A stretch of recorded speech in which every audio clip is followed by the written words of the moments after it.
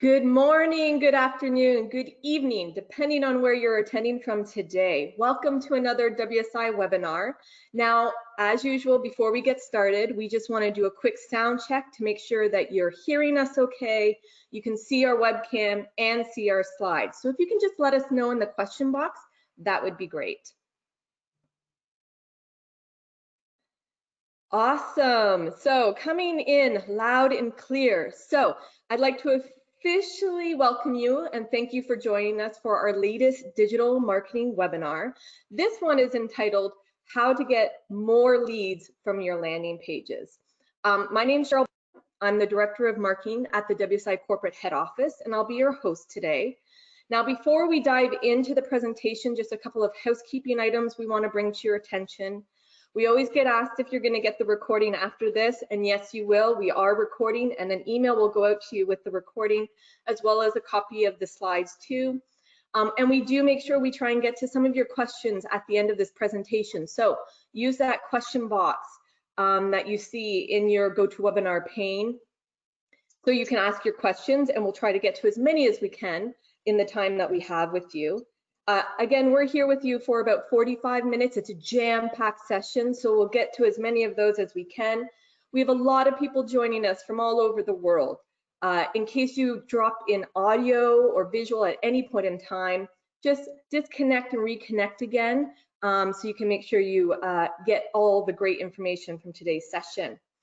So just a little bit about WSI before we get in. WSI has been around for 25 years now, and we've literally helped over 100,000 businesses with their digital marketing strategies. And we know whether you're a new business just starting out or have been around for a while, that digital marketing can be a little bit complex to navigate. And so really our goal is to help you navigate that and help you improve your business, build your brand, get more leads and sales from all your digital marketing efforts. Now, I mentioned today our presentation specifically is on how you can get more leads and convert more people that visit your landing pages or any website page that you're directing traffic to and capturing leads from. Now, there's a lot of things that can impact whether someone actually converts or fills out a form on your website. And while a lot of time and money is spent on driving traffic to your site or to a landing page of some sort, we've found that not as much time is spent on how you actually deliver the right information, the right trust symbols, the right content that's going to get that traffic to actually become a lead for your business. So today I have the pleasure of having an online conversion rate optimization expert join us. His name is Martin Greif, and he has a lot of great information to share and some key landing page best practices and lead conversion tips. In addition to being a conversion expert, Marty's also a notable speaker in the industry. He's the president of SiteTuners, that also happens to be a strategic partner of WSI's. But actually, he is a recently published author as well, and just got his book, True Connections, which is about relationship marketing in the digital world, has been released on Amazon. So a great read if you want to learn a little bit more on that. He brings with him a lot of decades, actually, worth of sales and marketing expertise to the webinar today. And I know he has a lot of information to share with you. He is a little under the weather, so thanks for, joining us today, Marty, and I'm going to pass it over to you. Well, first off, thank you for that introduction. Although with lots of decades of experience, I think you just politely called me old. So No. 10 years experience. That's fine. That's fine. And yeah, the book is finally out. It took 4 years to write, and this gray hair right here is chapter 3. So, all right, without anything further, let's talk about the agenda today. Let's talk about what we're going to discuss and dive right in. Forgive me for this first one, but we are going to talk about what is a landing page, because as crazy as it sounds, a landing page is not always what you think it is. And so we're going to talk about landing pages. We're going to talk about understanding the economic value. And then there's really the landing page dilemma. And that's an interesting take on what's typically wrong with landing pages. And I'll give you a hint. The problem with most landing pages is actually the people that created them. And so Keep that thought in mind. Then we're going to talk about the 3 critical questions, applying these questions, and get into some Q&A. So let's dive right into what is a landing page. Well, a landing page, and this may sound obvious, right? But it's any page that the user lands on first. It could be, a dedicated landing page. We spend lots of time and money building out landing pages. It could be a home page. Sometimes people, use their home page as a landing page. They drive traffic to it and it's a landing page. But it could also be, interestingly enough, an SEO page. All right. So if it's an SEO page, it means that people just landed on that because you've done a great job with SEO. So congratulations. But that means we need to think about these pages a little bit differently. You need to change your mindset a little bit and think about not just driving traffic to pages. You need to think about how do you drive traffic that's actually going to convert on those pages? How do we align PPC or SEO or social media marketing for conversion? So we're going to walk through changing your mindset first. Let's start with understanding the economic value. So this is for lead gen. By the way, the same concepts apply for e-commerce and subscription sites, but for now we're going to talk about lead gen.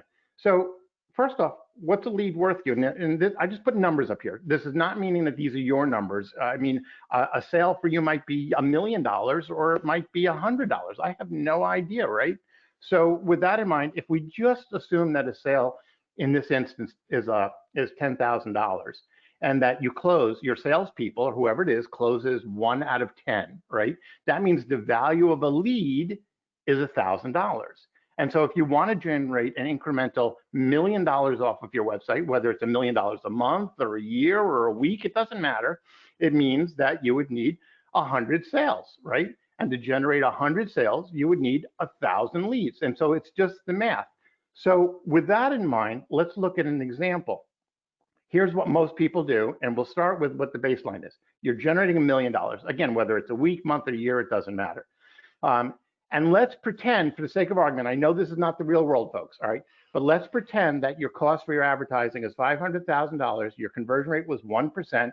So, and there was no other cost. There was no cost of goods sold or anything like that. Now, I know, if you're selling widgets or machinery, there's certainly cost in there. I get that. But let's take all of that out for now, just to talk about PPC versus SEO. So in this instance, in the baseline, you generate $1 million. You spent, your cost per acquisition was, 500,000. Your profit was 500,000. So what do most people do? Well, the first thing most people do is they say, well, we're going to increase our advertising, right? I mean, that's what people think. So if I want to increase your advertising spend by 50%, right? And again, assuming the conversion rate stayed the same and all things are equal, your profit would be $750,000, all right? Let's compare that to a second option where you increase your conversion rate by 50% instead of your advertising spend. So now your revenue goes up to 1.5 million. Your advertising dollars didn't go up, all right? And your profit went up because you impacted the conversion rate. Now, here is the beauty of this. In looking at option 1 and 2, okay, we'll just go back for 1 second. So in looking at option 1 and 2, conversion rate optimization or landing page optimization is the gift that keeps on giving. Because in option 1, you're spending that extra $250,000, whether it's weekly, monthly, or yearly, over and over and over again, versus if you work on the site first and improve the conversion rate, that's a one-time kind of effort. And it may take you a while to get there, but once you get that humming, then whatever increase you spend in advertising is multiplicative because you've really made that happen. So what is, the landing page dilemma? So where do we go from here? So let's start with the problem of landing pages. And here's the issue. I'm going to ask you this question. Are you selfish? And I'm selfish. Let me start here. I'm selfish because everybody is selfish. We are literally animals. I mean, literally animals. We used to hunker around the cave, eating our piece of meat, around the fire in the cave. And, and so our instinct was all about survival. We talk about ourselves, we're bad listeners. Everybody, I promise you, everybody on this webinar has done this. You go to some kind of networking event, or you meet in somebody brand new, or in a couple people, and what happens?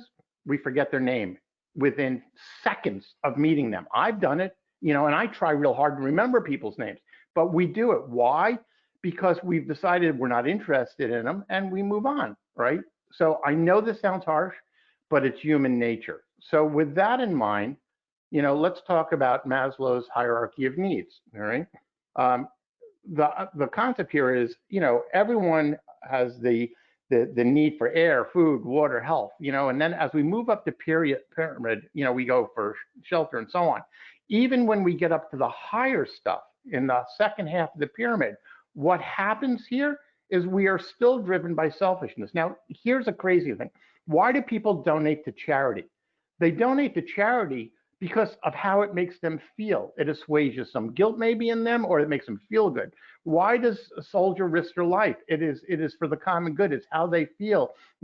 Everything we do in life is driven to how we feel about ourselves, good and bad. Why do teachers make their students feel well? They're driven to it because, again, it's all about that satisfaction of having accomplished things. So we're all looking for, as I put it, gratification, glory, and admiration. So here's the issue.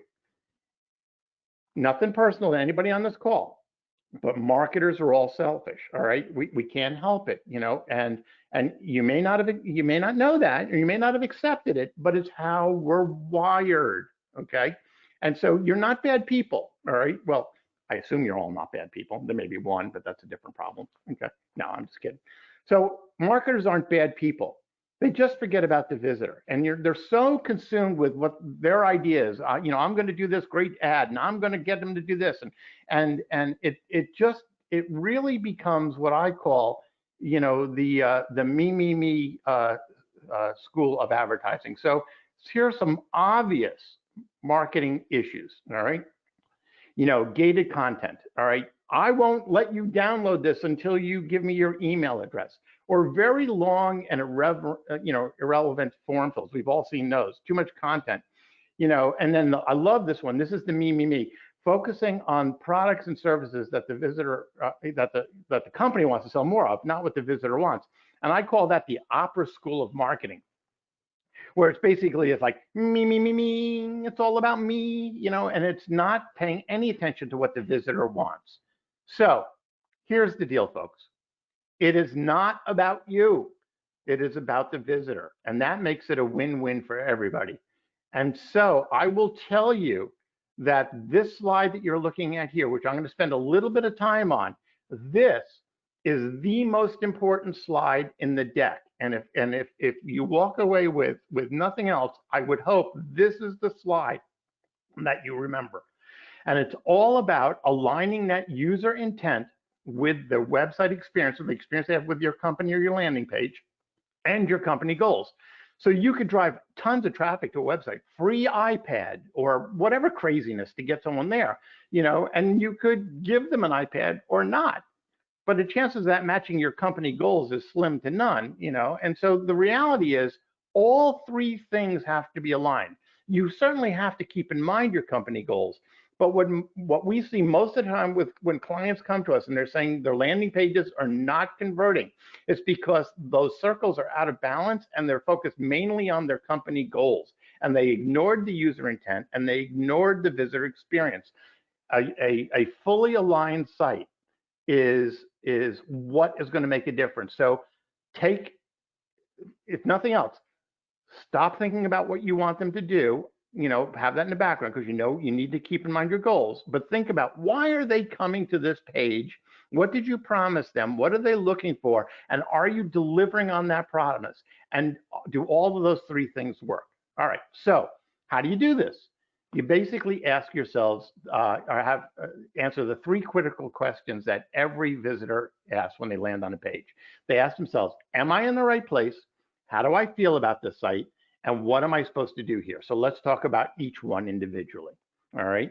And hopefully I'm not going too fast, all right? There's a lot to cover, so I'm zipping through this. Let's start with, am I in the right place? This is about matching that visitor intent. And so my mantra is, don't make me think. And so let me show you an example of making somebody think, all right? So if you're in, and first off, my apologies to everybody outside of the United States. This is a US example, all right, and I'm showing a brand in the United States, Progressive Insurance. And in Progressive Insurance here, and this has happened to me, the search was New York homeowners insurance, and it says Progressive Insurance. It doesn't mention New York at all. So the ad didn't mention New York. The ad didn't mention New York. So I don't know when I get here whether or not they have New York insurance. And here's the crazy thing, folks. I've actually gone to sites where I've searched for anything from insurance to, can I get cable, a different cable provider in my area? I see an ad, I click on the ad, I fill in my zip code, and then it comes up and says, sorry, we don't cover your area. Really? Why were you even into advertising for that? That is just nuts. And frankly, making me think, even though this is a brand, they can get away with it. Let me show you the way it should be done instead. So same exact query, New York homeowners insurance. And you'll notice in the ad, it talks about New York homeowners insurance. And when I land on the page, it talks about New York homeowners insurance. It matches my expense. I don't have to think about this at all, okay? And I will tell you that when we did this for this client, it increased their conversion rate by 86%, all right? And that's because all of that alignment took place. All right, so let's talk about the next question here.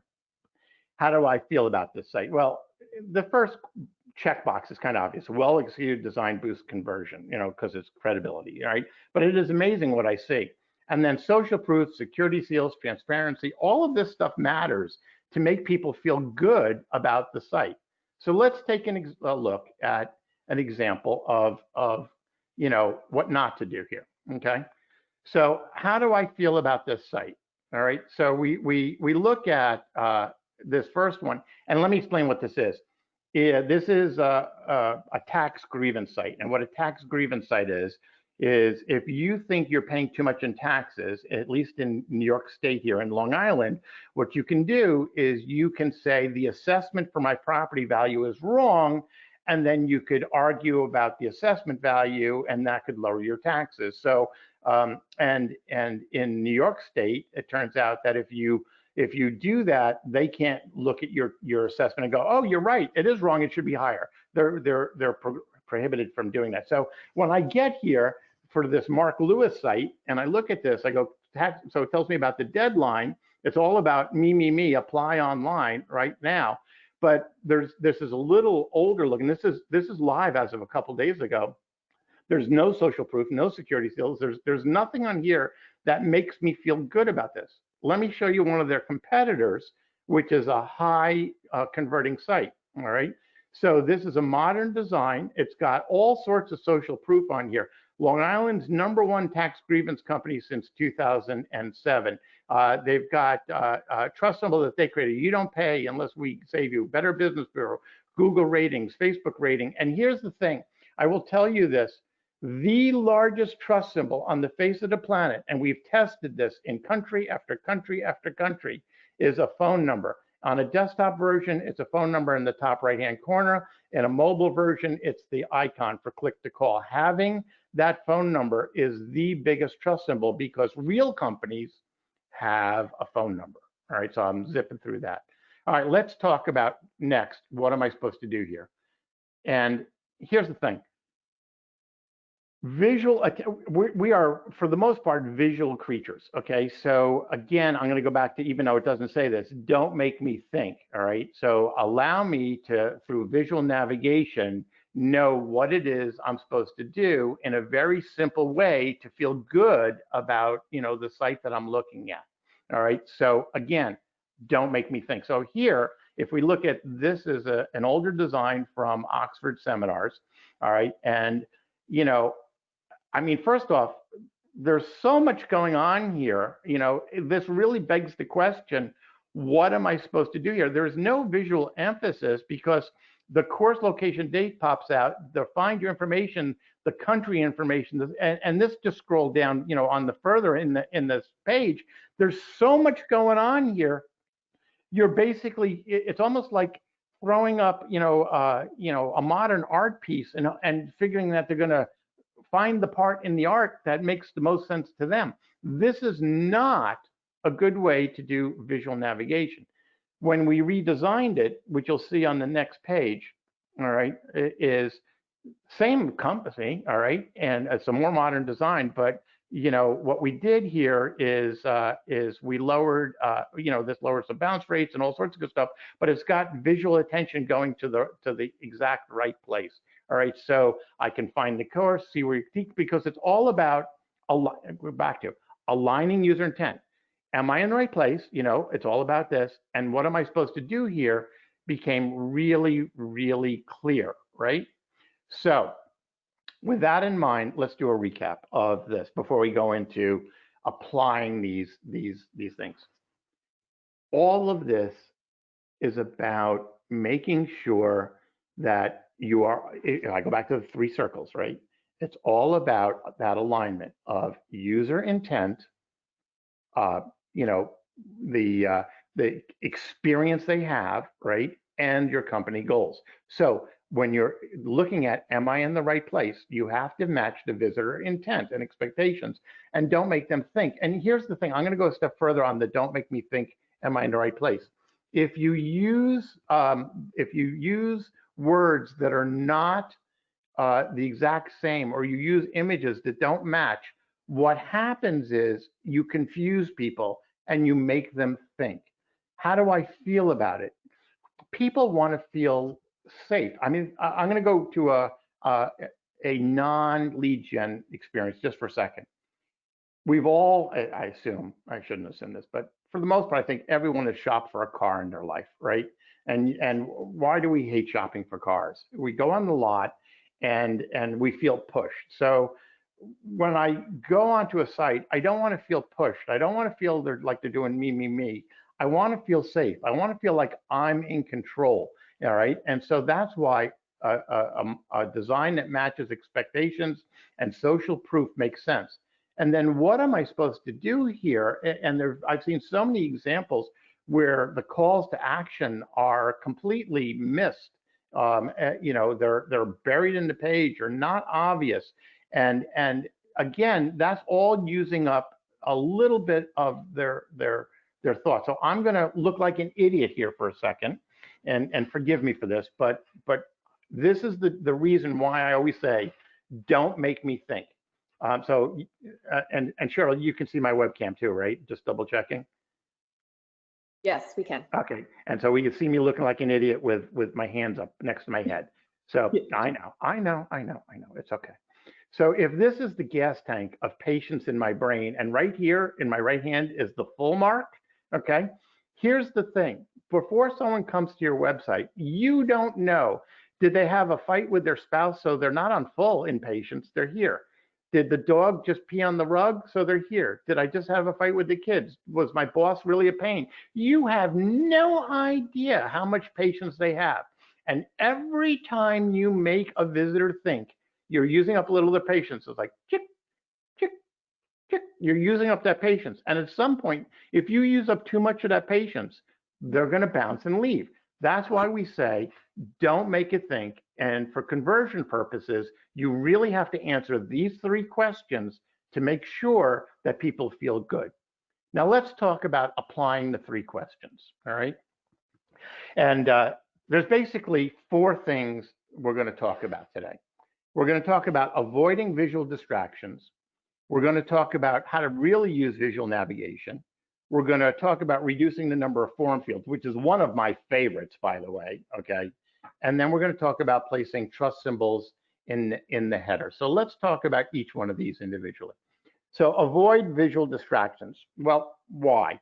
Motion is distracting for visitors, and a lot of times you see large banners and they push down the content, all the stuff that I'm actually there to see. So how do you measure success? So you can actually test this. I will tell you that we've tested this hundreds of times, if not more, all right? But you can look at your bounce rate, you can look at the number of pages, you can look at your conversion rate. All of these things are metrics that will indicate success or failure. The bounce rate should go down. If you avoid visual distractions, you should see more click-throughs, more time on site, and your conversion set could go up. And I'm going to stay on this slide for one more second. In that last bullet point, it says, with visitors 1 step closer to their goal, macro and micro conversion should increase. So let me just describe macro and micro, because that's a concept that's going to apply across a lot of these slides. A macro conversion is they fill out a form, they're a lead, all right? That is a macro conversion. A micro conversion is a step along the way. It might be that I go from this page to this page to this page, or it might be that I download something that wasn't gated, something that moves them along their journey to become a macro conversion, excuse me, or a goal, all right? So with that in mind, let's take a look at this next slide. This is visual, and I want you to watch this slide. I don't know how well this is going to come across, in GoToWebinar, but this is distracting. And all of a sudden, look at how you'll see all of a sudden this thing is going to start really moving faster and faster. If you go to their site, it's just happening now. All of a sudden, because of that distraction, did anybody see the calls to action? No, because it was so fast. And again, we're animals, and we'll move to the next slide because I'm going to make a point on this previous slide. So while we're here, again, I'm going to look like an idiot, but that was moving so fast that it got all of our attention and it distracted us from the calls to action. And why does it do that? Again, we are literally animals. And so what does that mean? So when we were back in that cave, same cave we were in before, we're sitting around the fire, we're eating our hunk of meat, we haven't finished our hunk of meat yet, and we see some movement. Movement was potentially a danger sign in the old days, because it could be like, and this is where I look stupid again, oh my God, the bear's come and eat me. Oh my God, bear, right? So every time something moves, what that does is that it basically affects our lizard brain and makes us, and I'm gonna exaggerate, it makes us go, what's that?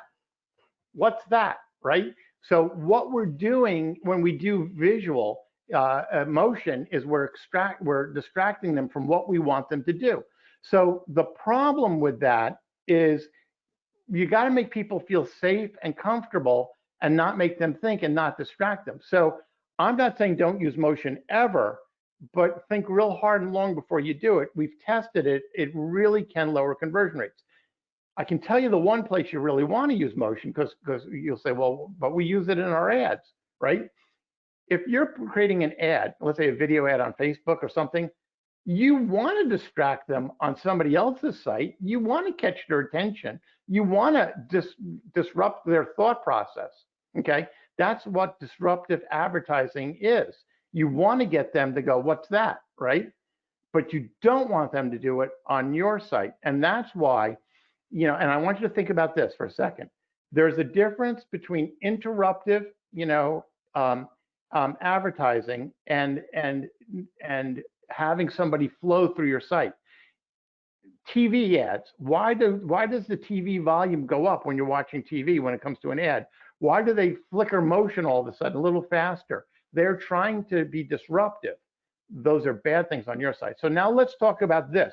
This is a competing camp somewhere, and look at this. And I searched for camp, and by the way, when I searched for camp, up came that visual motion camp, and up came this one. So I don't have to think, it is a camp for boys and girls, right? And what am I supposed to do here? If I have a boy, I go to Camp Mondament, I guess. And if I've got a girl, I go to Camp Green Cove. There's no thought involved. It's really clear what you want me to do. And this would make this much more high converting. Hopefully that makes sense. All right. So what's the next thing on the agenda here? Visual navigation on a homepage. All right. So why? Again, don't make me think. You've heard me say this over and over again. It's so important. Okay, don't make me think. Make it easy for me to be able to find what what you're selling or what you're trying to get them to do, right? And how do you measure success again? Again, it's bounce rate, it's time on page now, and it's conversion rate. And again, you'll notice I've got the macro and micro goals in there. So bounce rate. If you make it interesting, okay, for me to be able to very visually look at what you've got and go down a path, my bounce rate goes down, all right? Now, here's what's really interesting. Time on page versus time on site, okay? The time on that page might go down because you've made it easy for them to process the information on the page. The time on your site might go up because they are now getting further in your funnel. They're not bouncing. So as odd as it sounds, if you use visual navigation, the time on your homepage they spend there may go down. That's not necessarily a bad thing. The purpose of a landing page or a homepage, by the way, all right, is to get people to take action. The purpose of a homepage is to get them deeper into your site. The purpose of a landing page is to get them to take action. On a homepage, the action might be deeper in the site or to do something. On a landing page, typically, if it's a dedicated landing page, it's typically to get them in lead gen to fill out a form or download something. All right, so now let's look at some examples of a visual navigation. So we'll go back to this one here, which we showed a little earlier on. Again, think about, and this is why that video was really good, and why we were talking about don't make me think and all of that stuff. There is so much going on here, and here's why people do this, right? And because we have this discussion with clients all the time. They say, well, people are coming here because they want to find out the course location dates, or people are coming here because they want to find out about information systems, or people are coming here because they want to know about different country information, or people are and that may all be true, okay? But when you're creating your information architecture or your flow of what people are doing, what you want to do is organize it in such a way that at a glance they can very easily tell what we're doing. And this actually, if we go to the next slide, you'll see this answers the question, am I in the right place? How do I feel about this? And what am I supposed to do here? Well, how do I, am I in the right place? This is begin your exciting adventure teaching English abroad. That's why people are coming here. It's really clear. How do I feel about it? They've got Facebook lights up in the top. They've got a phone number, and then what am I supposed to do here? Well, there's big calls to action. See where you can teach, find my course. And so they've trained people that those green buttons are what you're supposed to click on. But you'll notice to the left of that, there's also is teaching English abroad for me. That's for the top of the funnel. Steps for teaching abroad. That's at the top of the funnel. So we've got a mixture of top of the funnel versus bottom of the funnel items to figure out what makes the most sense. All right. All right. If we continue on, reducing the number of form fields. And I mentioned this is my favorite. This is just my favorite. So we've tested this. Every additional form field you use, okay, increases the likelihood that people are not going to fill out the form. So you look at abandonment rates and you look at conversion rates, all right? And you'll get these slides so you can look at this, but let's take a look at this example. This is an old example, all right? But I just love this example. I mean, I'll admit this is old, all right? But I just love this. And I know this is like an eye test here, but it's first name. This is what they're asking for. First name, spouse, last name, email, home phone, work phone, cell phone, best time to call, what state are you in? And it goes on and on and on. I mean, they could have said, continue on, and what did you have for lunch? Did you like it? Did it make your tummy sick? I mean, at some point, this is nuts, okay? It is absolutely nuts. So what we tell people is that this, frankly, is creepy. This is like meeting somebody at a trade show or a convention and say, hi, so, where are you from? Who do you work for? How much money do you make? Okay, are you single? Do you have children? What's the address of your home? It's creepy. So what we tell people is don't be creepy online. Well, we tell people don't be creepy in person, but don't be creepy online. This is creepy, okay? So if we look at what we turn that into, all right, we lowered the number of form fields to just what they needed. We added all sorts of social proof. We did all the stuff we've been talking about, and this increased their conversion rate by 51%, right? And that generated into a very large sum of money for them, all right? And so this answers the questions. Am I in the right place? How do I feel about this? What am I supposed to do here? And it's not using the Opera School of Marketing like we talked about, me, right? This made it much easier. Let me show you another example, all right? And I'll show you the before and after. So again, this is to download a hearing guide, all right? So what do I need to download a hearing guide? Do I really need all of those fields on the left? And I'm not going to read all the fields. We've lowered the number of fields. Now, frankly, we would have lowered the number of fields even further, but the client balked. All right. Sometimes people just they feel like, oh my God, we need this other information. We need this. We need this. Well, why do you need it? Don't you have salespeople or somebody who's going to talk to them and qualify them at some point? Anyway, by lowering the number of fields, not as crazy as the first example, but this increased the conversion rate by 17%, okay? Or increased it by 17%. So trust symbols in the header, all right? So why? Again, this is almost like the shopping experience, but it's the same thing for lead gen. When I land on a site, I got to feel good about you. I got to feel like you're a real company. I got to feel, because if I'm going to give you my personal information, then I need to know that you're a company that I can trust, right? And so with that in mind, all right, so the question is, why and what do you measure? Well, again, bounce rate should go down, the time on site should go up, and your conversion rate should go up, all right? So those are all why you do it. But here's the other thing, why in the header? Remember in the very early slides, I said that a landing page could be a dedicated landing page, or it could be your home page, or it could be an SEO page. Here's the thing, you don't know what page they're potentially going to land on unless you're doing real PPC to a specific page.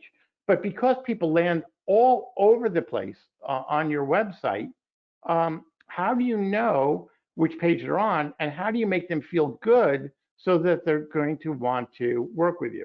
So this is credit cards where this is an affiliate marketing thing where they're basically generating leads for, different credit card companies. This is NerdWallet, who's a brand, by the way, right? And a good brand. Let me compare that to what we did, and this is old, believe it or not. This is got to be 10 years old on the next slide, which is Compare Cards, which was bought by LendingTree. But you'll notice they've got in the top right-hand corner, they've got trust symbols, because you don't know what page you're going to land on. And here's the thing, this is actually a landing page. These are landing pages that they were using. And I will tell you, I said that we did this about 10 years ago. We did it before Compare Cards was bought by LendingTree. And I was told that that they have never, ever been able to beat the conversion rate on the landing page we designed, because it does all the things that we've been talking about. It does the, am I in the right place? How do I feel about it? What are we supposed to do here? It's got trust in the header. It's got, really clear calls to action. We wrote this for the visitor, not for ourselves, all right? And so this answers all the questions. Now I'm going to show you an example next that is not lead gen. And you might go, well, this was a lead gen conversation. Why are you showing me an e-commerce example? And there's a reason for this. I'm showing this because on the old side, the pre-design, there's no trust on here really. Well, there's a little bit, but not a lot, okay? So like the flags in the very top, that could be trust. Believe it or not, the Discover, Visa, MasterCard can be considered trust. But if you look at the one on the right, and you'll notice in the top side, they have 200, and I know it's like an eye test view. It says 233,075 plus customers, quality, design, quality guaranteed, formulated in the U.S., and then they've got their phone number. Here's the thing: those trust symbols that they created in their header, they made them up. Those aren't real trust symbols. But I will tell you, the before and after test with the trust symbols, all right, made a massive difference in their conversion rate. So trust symbols, again, phone number is the biggest, all right, but by adding these other trust elements to their site, in the header, this increased the conversion. Now there's other trust on here. They had the money back guarantee thing they did. They've got the Norton, guarantee. But I'm telling you that trust symbols in the header absolutely makes a difference, and you really need to consider doing that. So here's my question for everybody on this. Does your site and your landing pages answer the three questions? And if it doesn't answer the three questions, then I'm going to suggest that you have a conversation with your local WSI representative. So Cheryl, hello again.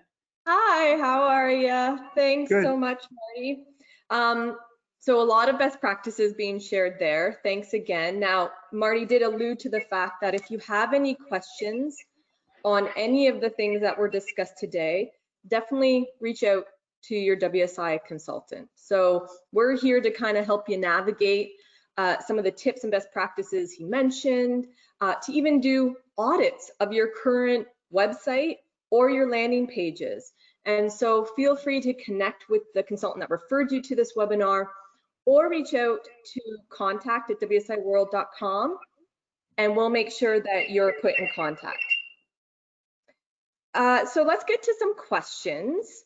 And one of the things I kind of wanted to just go off on, because I really liked how you talked about trust symbols. And so my question was, how many trust symbols should they have? And it was interesting that you gave an example of where they just made it up, because part of it is with e-commerce, there's a lot of great trust symbols you can grab from like payment processing and all that sort of stuff to feel comfortable about actually filling out a form on a page. But do you have recommendations on numbers of trust symbols at work, or how many? So it comes down to this, Cheryl. It's one of those things you have to test, but if you think it's too many, it probably is. But going back to lead gen, because you mentioned, e-commerce and making it up for that, let me give one more tip here that I think will help. So in lead gen, you could actually have a tagline underneath your logo, which is probably in the top left-hand corner. And let's say you're doing insurance, or you're a dentist, or whatever you are, okay? And let's say you're serving the I'm in Tampa Bay, so you're serving the Tampa Bay community. So if you're you might providing world-class insurance for Tampa Bay since 1950. Well, that sentence, that 6 to 10 words that we're using, is actually a trust statement. So when I say trust symbols, it can also be a trust statement. It could be in the middle, up in the header, something where I get there, I go, oh, these are the guys, and I feel really good about them. So I say trust symbols, but it's a combination of trust symbols and or potentially trust statements. And so you have to pick what our visitors are in the webinar should be doing, is they should be thinking, what are they proud about for their business? And how can I, distill that into 6 to 10 words maybe, or can I create a trust symbol with a checkbox next to it, right? Or a security seal or something. That's how you create your own trust symbol if there's not something. And if you belong to an organization, like you belong to, and I'll make this up, the National Practice of Amazing Doctors, and they've got a seal. Use the National Practice of Amazing Doctors, or Better Business Bureau, or whatever that separates you out. I'm sorry, I got off on a tangent, Cheryl. No, that's good. Actually, we had have an interesting question, because one of the trust symbols you mentioned was phone number. And we have a question from William where, does a toll-free number provide more trust, or a local number? I don't know if you have any anecdotal information to share on that, or actual tested information. So what we've done, it depends on the type of organization you are. So if you are selling in, so Cheryl, you're in the Toronto area, right? Yeah. So if you're selling if you only service the Toronto area, you better have a local phone number up there, okay? Because frankly, a toll-free number they're gonna wonder, oh, what is this? Who is this, right? And so, but if you're if you're doing something nationally or internationally or something like that, then you need something that doesn't pigeonhole you into a local area. Now, having said that, I would hope in a perfect world, what you could do is grab the IP address of the visitor and have a dynamic phone number and do phone number tracking. I mean, I will admit that, for conversion rate optimization, it's kind of like crawl, walk, run.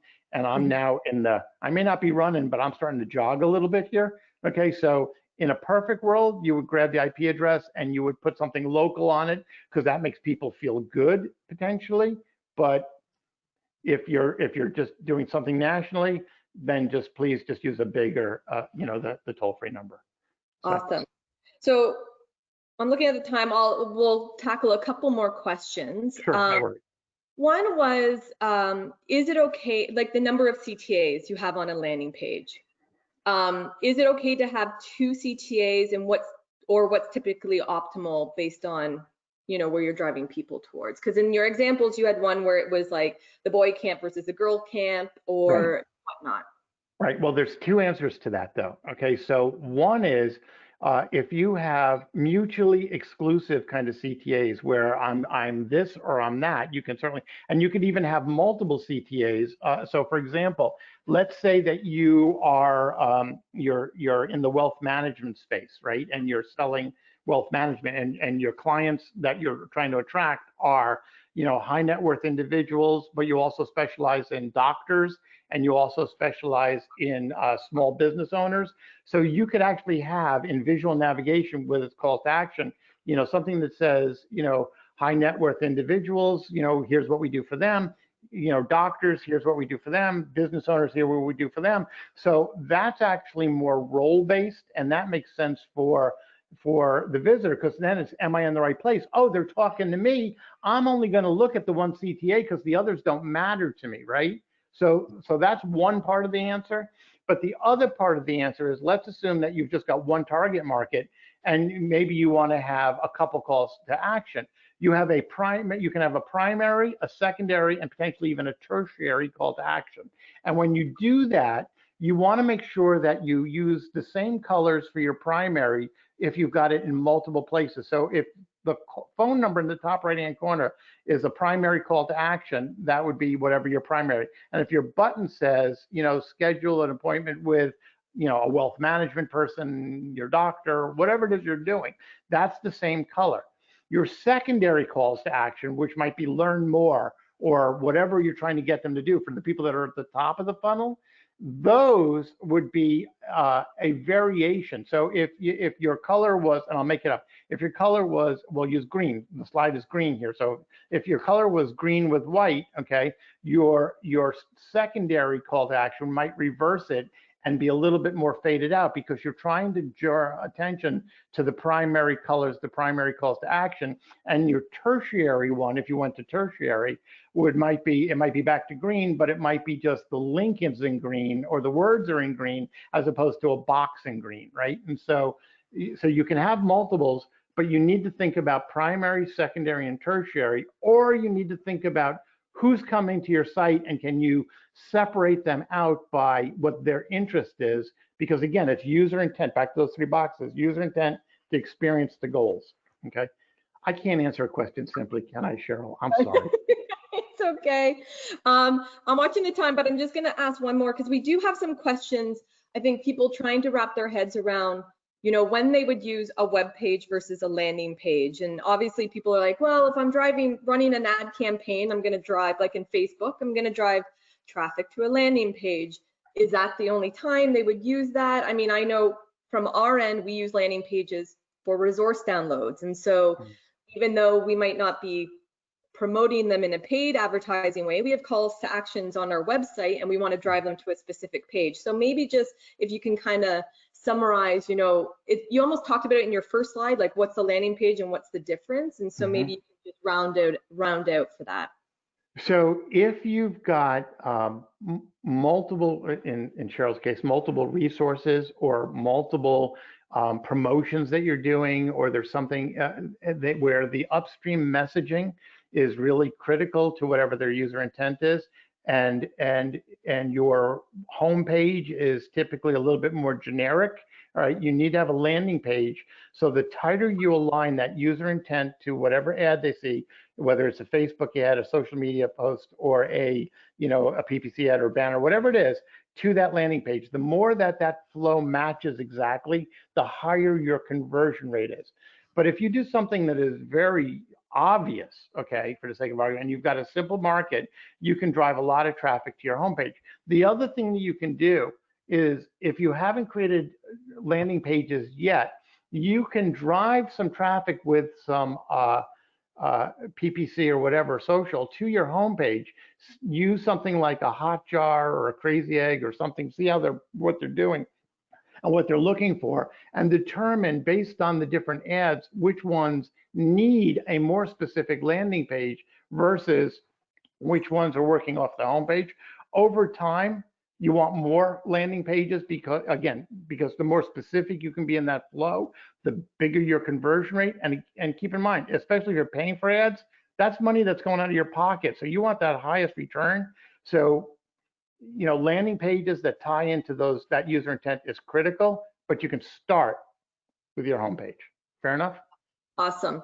So I know there's a lot of questions still coming in, but to respect everyone's time, we're going to wrap up today. But these questions are all things that your WSI consultant can help address for you, and they can help you with, you know, running some tests. I know you just dropped Hotjar and even Lucky Orange are kind of tools that people can use where it sees how people are interacting with your web pages in a heat map form. And so your consultants have access to all this sort of stuff. So if you need help identifying what your landing page needs to have, what those trust symbols could be like for your business, to gut check your content so it's not so selfish, as Marty would say, make sure you're reaching out to them.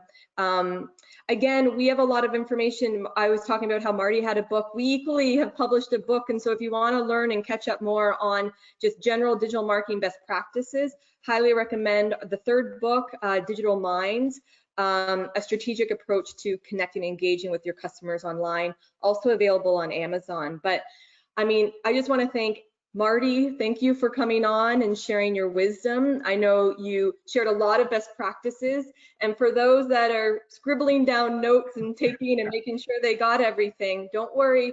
We're sending out the recording, we're sending out the slides, so you can definitely revisit that information. And so thank you for attending live here today. We really appreciate you joining us. When you leave the session, we're going to have a survey that pops up. Please take some time to just give us feedback, how you like the presentation, and also other topics you want us to cover, because we continue to do these webinars, and actually our next one in December is going to be on LinkedIn and how you can be using it to build more of your business relationships and connections, and using that to promote your brand as well. So hopefully you join us on that next session, and until then, I look forward to seeing everyone on a future WSI webinar. Have a great day. Thank you all. Bye. Bye.